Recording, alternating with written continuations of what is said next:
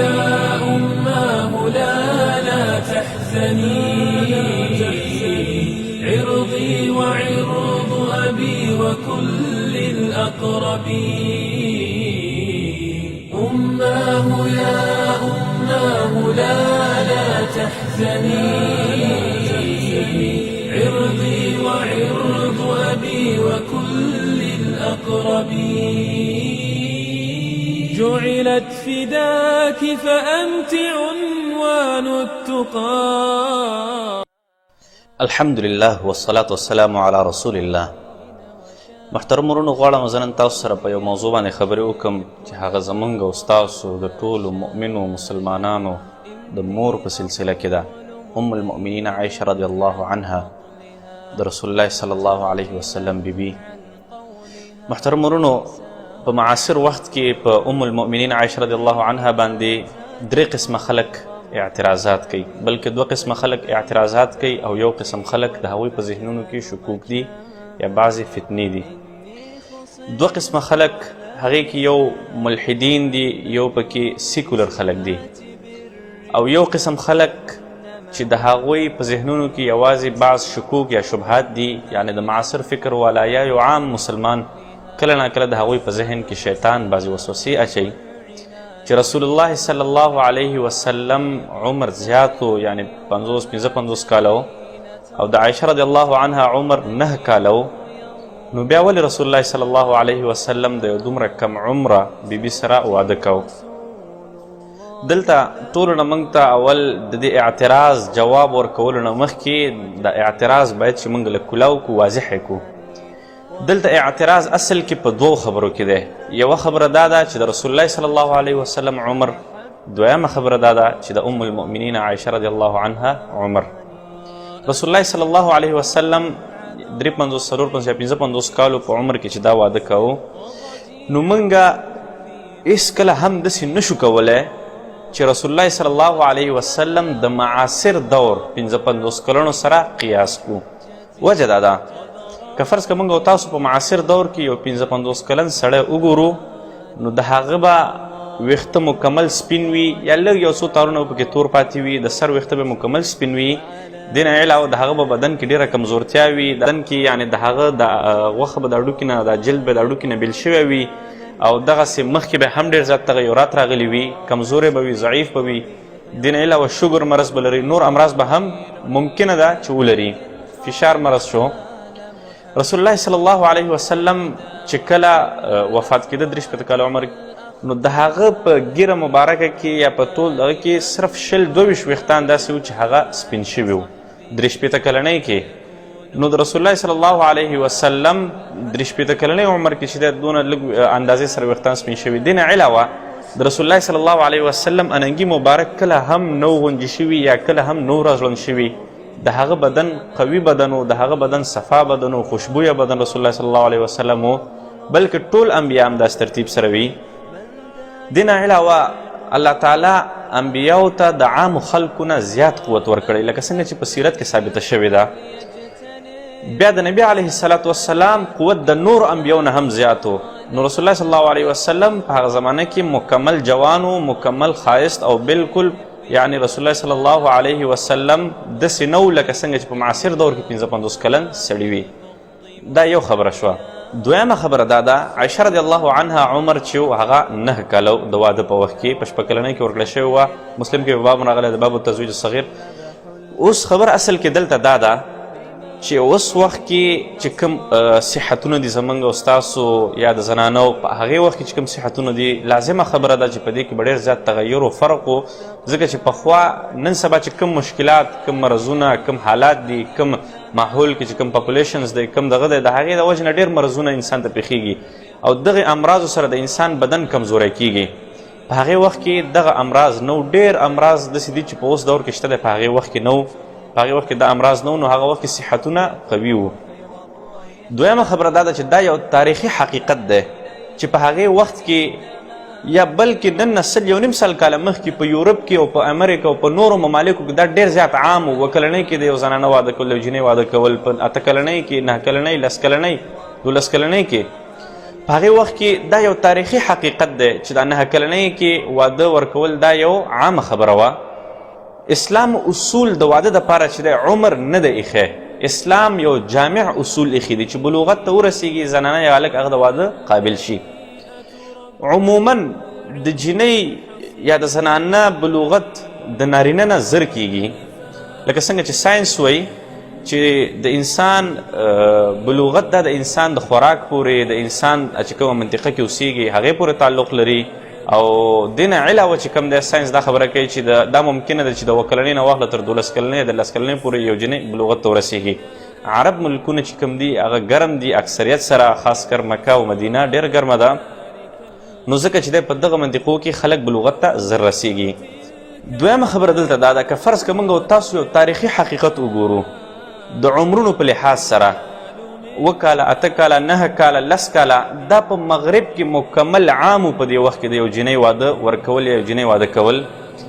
نن سبا وخت کې ملحدین یا سیکولریزم صرف او صرف رسول الله صلی الله علیه وسلم او اسلام په نښه کولو سره دغه اعتراض صرف په عایشه رضی الله عنها باندې یا په مسلمانانو باندې کوي. که فرض که موږ د همدغوی په معاشره کې وګورو، سینټ اګسټین مشهور فلسفر دی 350 عیسوي کې هغه یوې 10 کلنې جنۍ سره واده کړی و.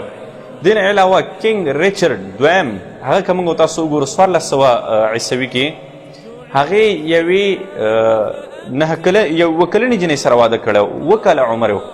دغسې هنري اتم که فرض که موږ تاسو هغه د برطانیې دغه که فرض که موږ دا وګورو په 15مې صدۍ عیسوي کې هغې یوې 6 کلنې جنۍ سره واده کړی و. دغه نه علاوه د امریکې یو سټیټ د ډیلیور په نوم باندې ډیلیور سټیټ دی، په هغې کې چې کوم دی د 1880 نه مخکې د جنۍ د واده دپاره عمر 7 کاله تعیین شوی په قانون کې چې جنۍ 7 کلنۍ ته ورسیږي دا د واده قابله شي. همدغسې په کلیفورنیا کې د هغې په 1880 کې د هغې دپاره چې کوم دی 10 کاله عمر تعیین شوی د جنۍ د واده دپاره. او دغه د ډیلیور سټیټ د دې حواله تاسو کتلی شئ مورین ډبغ په نوم باندې چیف میډیټ سپریم کورټ یوه ښځه ده، 2 تصانیف هم کړي ډېر زیات مشهور دي. دې نه علاوه د پروفیسر ریچرډ راټلی چې کوم دی یو اس ایل سیکیورټي اینډ کرایم سینس چیف او هیډ دی د هغې هغه په خپلو تصانیفو کې هغه په خپلو خبرو کې دا ویلی چې په یورپ کې دا خبره ډېره زیاته عامه وه. سیکس اینډ سوسایټي د ویلیام تامس په نوم باندې یو مصنف دی، دغه کتاب دی په هغې کې چې د مغرب دا جنسي قوانین چې کوم دي یا د واده یا دغسې نور چې دې پورې اړه لري هغه ټولې په دې کتاب کې راجمع کړي دي. ډېر معتمد د دوی په نیز باندې معتمد مصنف دی، هغه په دې خپل کتاب کې لیکلي دي چې 10 کاله 7 کاله 6 کاله 9 کاله دا یو عام عمر و. دې نه علاوه زه تاسو ته یو ویب سایټ در کوم په هغې کې 18 حوالو باندې 18 حوالو باندې معتمدو حوالو باندې دا ثابته شوې ده چې په یورپ کې په امریکا کې په افریقا په نورو ممالکو کې دا یو عامه خبره وه چې 7 کلن 8 کلن 9 کلن یا 10 کلنې جنۍ سره واده وشي. په اسلام کې چې کوم اصول منځته راځي هغه همیشه دپاره د انسان په عقل باندې هم معیاري وي او د انسان په فایده باندې وي. د عایشه رضی الله عنها چې کوم وخت کې واده کېده په هغې وخت کې چې کوم دی ګوره یو اصول زموږ او ستاسو په معاشره کې دا دی چې هر یو انسان غواړي چې هغه خپله لور یا خپله خوراکۍ د خپل کور نه ښه کور کې واده کړي. چې زموږ د کور نه ځي نو باید چې یو ښه کور ته لاړه شي، که ښه کور نه وي چې کم از کم برابر خو وي. نو په هغې وخت کې د رسول الله صلی الله علیه وسلم د کور نه ښه کور په دنیا کې نه و. د هر چا د خواهش رسول الله صلی الله علیه وسلم د خاندان سره پیوسته شي. دویمه خبره دا ده چې د عایشه رضی الله عنها عمر وړوکی و، یعنې داسې وړوکی نه و، یعنې عمر یې کم و. په دې عمر د کموالي د وجې نه د انسان ذهن ډېر زیات کولاوي. انسان چې دی یو شی ډېر ښه طریقې سره ذهن ته اچولی شي. لکه همدغسې بیا ثابته شوله چې د عایشه رضی الله عنها نه 2210 پورې احادیث ذکر شوي دي چې په اسلام کې د بلې زنانه دومره احادیث نه دي ذکر شوي او نه په تاریخ کې داسې څوک ښودلی شي چې داسې ذهینه زنانه هغه تیره شوې ده او نه به داسې راشي. ام المؤمنین عایشه رضی الله عنها چې کوم وخت کې واده کېدله په هغې وخت کې دا فایده هم وه. دې نه علاوه چې کوم دی رسول الله صلی الله علیه وسلم ته په هغې زمانه کې جادوګر ویلی شوي و، لیونی ورته ویلی شوی و. رسول الله صلی الله علیه وسلم باندې ډېر تورونه لګولی شوي و. زموږ سیرت لیکوالانو علماو ډېر زیات په صداقت سره یو کار کړی دی چې په هغې وخت کې رسول الله صلی الله علیه وسلم باندې کوم اعتراضات شوي و هغه اعتراضات هم زموږ سیرت والاو را ذکر کړي دي. داسې نه ده چې هغې پټ کړي دي او بیا د هغې اعتراضاتو جوابات هم شوي دي. په دې ټول سیرت کې رسول الله صلی الله علیه وسلم باندې کله هم دا اعتراض مشرکینو نه و کړی، نه به منافقینو کړی. حال دا وه چې هغوی به کم وخت کې هم لږ غوندې ځای وکت هلته به خپل اعتراض کوو، لکه څنګه چې په معاصر دور کې ملحدین داسې کار کوي چې لږ غوندې ځای وګوري هلته خپل اعتراض وکړي، هغه بې معنا وي. نو په هغې وخت کې هم رسول الله صلی الله علیه وسلم باندې هر ځای کې اعتراض کېده. په دې ټولو اعتراضاتو کې چې په دې سیرتونو کې راغلي دي او د هغې جوابات هم شوي، په هغې کې چېرته دا اعتراض نه ښکاري. وجه دا وه چې په هغې وخت کې دا یو عام اصول و، په هغې وخت کې چې دا یو عامه خبره وه چې یو جنۍ به بلوغت ته ورسېدله نو هغې به واده کېده. دلته یو د درې نکات موږ ته یاد ساتل پکار دي. اسلام کې ګوره د عمر تعین نه دی شوی، بلکې اسلام کې چې دی یو جامعه خبره شوې د بلوغت. راځئ چې اوس دې باندې لږ رڼا واچو. که موږ تاسو وګورو په هندوستان کې اوس د یو زنانه دپاره د عمر واده چې کوم دی د واده عمر هغه 18 کاله دی. دغسې په نیویارک کې چې کوم دی 14 کاله دی، په ټکساس کې چې دی امریکا ټکساس کې 14 کاله دی. دغسې په مختلفو ممالکو کې په مختلفو ځایونو کې چې کوم دی مختلف عمرونه دي. نو دغه عمر کې غوښتل اوس ممکنه چې په هندوستان کې یوه جنۍ په 14 کلنۍ کې بالغه شي، هغه به بیا 15 کاله چې دی همداسې ګرځېږي. ممکنه ده په 12 کلنۍ کې نو هغه به بیا همداسې ګرځېږي. د قانون د تابعدارۍ د وجې نه اسلام چې دی جامع قوانین ایښي دي. د اسلام قوانین چې کوم دی هغه د انسان په فایده باندې دي. یوه خبره. دویمه خبره دا یاد ساتل پکار دی موږ ته، اوس که فرض که په 9 کلنۍ کې یا 11 کلنۍ کې جنۍ واده وکړي، آیا هغه مور جوړېدلی شي؟ که موږ او تاسو فرض که په دې باندې هم یو تاریخي حقیقت وګورو، په 2001 کال کې د مارچ د میاشتې په 10 تاریخ باندې په سټیټس ټایمز کې په دې باندې یوه تبصره راغلی، یوه جنۍ و 9 کلو عمر کې هغه مور شوله او هغې چې د حمل راغلی او هغه یو اولاد هم شوی. ښه د دې نه مخکې که فرض که موږ او تاسو وګورو، په 1901 کې د لینا میډینا په نوم باندې یو جنۍ وه، د پیرو ملک لیما، د پیرو چې کوم دارالحکومت د لیما ورته وایي، په هغې کې یو جنۍ وه، د هغې عمر 15 کاله 2 میاشتې 21 ورځې و او هغې چې دی اولاد شوی و او د هغې هغه مور جوړه شوې وه. دا د میډیکل په تاریخ کې ټولو نه کم عمر والا مور وه.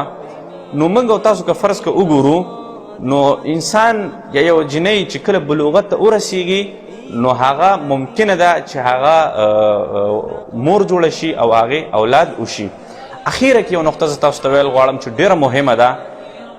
ام المؤمنین عایشه رضی الله عنها په باره کې که فرض که چا په ذهن کې پټ غلط خیال یا په هغه باندې تهمت یا د هغه په باره کې منفي فکر ولره او یا په ظاهره باندې هغه چې د هغې په باره کې قصدن منفي فکر ولره، د ټولو معتمدو علماو په فتوا باندې هغه د اسلام نه خارج دی. د ټولو حق پرست علماو په متفقه فتوا باندې هغه د اسلام نه خارج دی.